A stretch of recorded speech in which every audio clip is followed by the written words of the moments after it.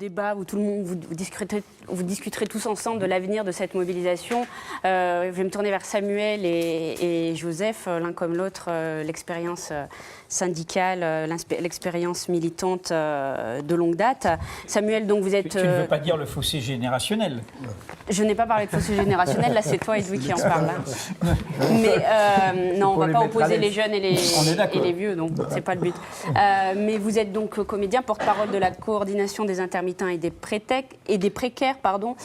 Est-ce que vous vous sentez dépassé par ce mouvement qui est parti de l'Internet, qui reste... Alors, bon, déjà, je vais faire une précision, je suis dans aucun syndicat, donc je n'ai pas de position syndicale. Et pour rebondir sur ce qui s'est dit là, je pense que Internet est absolument formidable. Je m'en suis servi aussi, hein. J'ai fait des vidéos sur l'assurance chômage, donc je me suis servi d'Internet, c'est formidable. Je pense, pour mettre un tout petit bémol, que ce n'est pas suffisant parce que, hélas, le pouvoir regarde la rue et qu'à un moment donné, le virtuel doit devenir réel pour qu'il y ait encore plus de poids. C'est-à-dire que les deux doivent... voilà, la rue, c'est quand même important. C'est-à-dire que vous dites que le virtuel ne peut pas gouverner, mais la rue peut gouverner. C'est-à-dire que TF1, 20h, ils nous disent il y a tant de chiffres, il y a tant de monde dans la rue, et c'est ça qui fait... voilà, bon. En fait, non, mais voilà. Qu'est-ce que vous disiez, pardon? Et qu'il n'y avait pas que TF1. Non, mais TF1, France 2, tout, même Mediapart. Les curseurs peuvent changer aussi. Même ils ont tout à l'heure cité le nombre de gens qu'il y avait dans la rue. Bon, mais voilà. Moi, je suis là, bien sûr. Enfin, le mouvement. De toute façon, nous, on est pour le retrait total. Alors là, vraiment total de cette loi, mais bien plus que ça, parce que nous, ce qui nous intéresse, c'est qu'il y a deux choses dans l'actualité. Il y a cette loi et la négociation de l'assurance chômage. Justement, on va parler rapidement de l'assurance chômage parce que ce matin, la ministre du Travail, Myriam El Khomri, a évoqué la possible surtaxation des qui CDD, est une catastrophe. qui se trouve être dans la négociation de l'assurance chômage, mais elle le ressort là pour calmer notamment cette mobilisation-là autour de la réforme du Code du travail. Qu'est-ce que vous en avez pensé? Qu'est-ce que vous en avez pensé? Attendez, je vais vous expliquer pourquoi c'est une catastrophe. Mais déjà, je voudrais parler d'une chose, parce que j'ai peur de ne pas avoir le temps d'en parler. Il y a dans cette loi un article qui touche directement l'assurance chômage et dont personne ne parle, parce que dans ce pays, tout le monde se fout des chômeurs. On s'en tape complètement. C'est l'article 52. Il y a eu des tonnes d'émissions sur cette loi, personne n'en parle. C'est quoi cet article 52? C'est la réponse directe de la ministre à l'annulation de la convention d'assurance chômage qui a eu lieu en octobre dernier. Il faut rappeler, personne n'en a parlé, à part Mediapart, l'UMA et un petit article dans l'IB. En octobre dernier, il s'est passé un événement pour nous, à savoir que pour la première fois, le Conseil d'État a annulé la convention d'assurance chômage sur le fond, pas sur la forme, sur le fond, en disant qu'elle était illégale. Eh bien, les signataires de la convention d'assurance chômage, qui donc avaient été retoqués, ont fait une petite lettre à la ministre du Travail, lui demandant de rendre légal ce qui était illégal. En gros, ils ont été pris la main dans le pot de confiture et ils ont dit, bah voilà, ok, on était dans l'illégalité, mais maintenant vous allez rendre tout ça légal. Et donc la ministre, du moins c'est pas elle, puisque c'est Matignon qui a rédigé cette loi El Khomri, c'est Valls, donc elle a rédigé cet article 52 sur quel point? Eh bien, vous avez parlé de Rémi Fraisse. Dans les martyrs des chômeurs, il y a un homme qui s'appelle Jamel Char, qui en février 2013 s'est immolé par le feu devant une agence Pôle emploi de Nantes. Et nous, on a appelé ça la jurisprudence Jamel Char. Pourquoi? Parce que cet homme, je vais le faire très court, mais c'est vraiment important de comprendre ça, cet homme était intérimaire, il avait fait largement ses heures de travail, pour rouvrir des droits. Et quand il se pointe à l'agence Pôle emploi de Nantes, on lui dit « Ah, monsieur, là, il y a 350 heures que vous avez fait, mais qui ont été déclarées tardivement, donc qui ne seront pas comptées pour vous ouvrir des droits. Par contre, ces heures-là, on sait qu'elles ont été travaillées, puisqu'on a la feuille de votre employeur, on sait qu'elles ont été travaillées, donc on vous réclame des indus, des trop-perçus pour les heures que vous avez travaillées. Puisque quand on travaille, on ne peut pas toucher l'assurance chômage. Comme il avait déclaré tardivement, il avait touché de l'assurance chômage ce mois-là. Donc double peine, schizophrénie totale. D'un côté, Pôle emploi reconnaît ces heures comme travaillées et réclame des indus. De l'autre côté, ne le reconnaît pas pour une ouverture de droit. Le Conseil d'État a dit ça, c'est pas possible. Le Conseil d'État a dit ça, le Pôle emploi n'a pas le droit de se servir de récupérer les indus ou les trop-perçus. Surtout que dans la plupart des cas, on peut vous amener les preuves de ça, dans la plupart des cas, ce sont des erreurs de Pôle emploi, des doubles saisies, etc., qui font en sorte... Bon. Et là, pour le moment, jusqu'au Conseil d'État, le chômeur n'avait rien à dire. C'est-à-dire qu'on lui pique son fric, il ne peut même pas contester. Il doit après apporter la preuve de la bonne foi. Bon.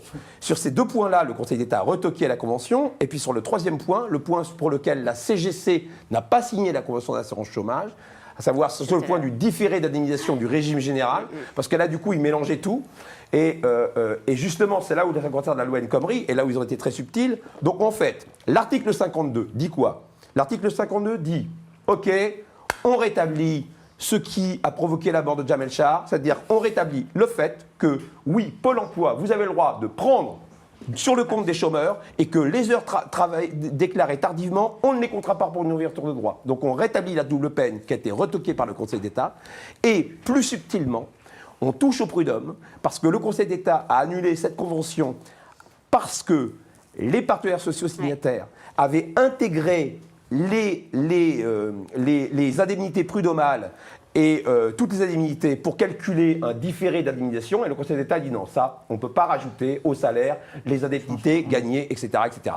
Et là, comment fait El Khomri? Au lieu de continuer l'article 52, elle prend à la source et elle décide de plafonner les prud'hommes. Ce que vous nous dites, c'est qu'en regardant de près ce projet de loi, il y a plein de loups. Il n'y a pas seulement ce dont on a parlé, c'est-à-dire faciliter les licenciements, il y a plein de loups, et après, le plafonnement des indemnités, etc.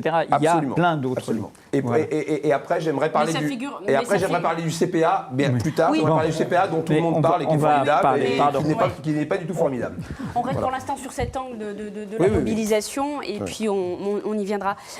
Samuel et Joseph, vous aurez les deux le mot de la fin, puisqu'on arrive à... Non, mais moi je comprends toujours pas. D'ailleurs, Samuel, est-ce que les chômeurs pourraient rejoindre le mouvement? Non, mais ils ont déjà rejoint. On était là, évidemment, le 9, il y avait aussi des vieux chômeurs. Il n'y avait pas que des jeunes, il y avait aussi des vieux chômeurs.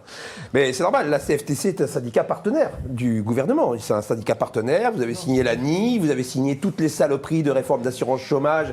Tous les 2 ans, vous signez toutes ces immondices.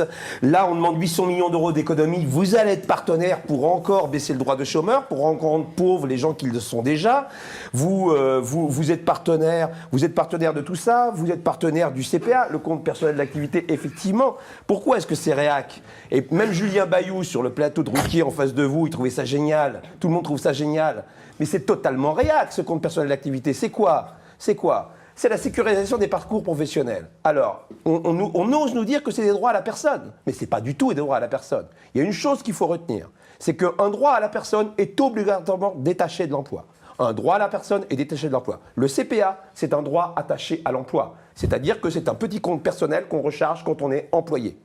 Donc, s'il exclut ceux qui ne sont pas employés. Donc, plus vous avez un bel emploi, plus votre compte est gros. OK. Il a existé quand même en France, à un moment donné, une chose qui s'est appelée le Conseil national de la résistance et qui a fait une belle chose quand même, qui est le régime général de la sécurité sociale. Et là, on a inventé le droit à la personne, détaché de l'emploi.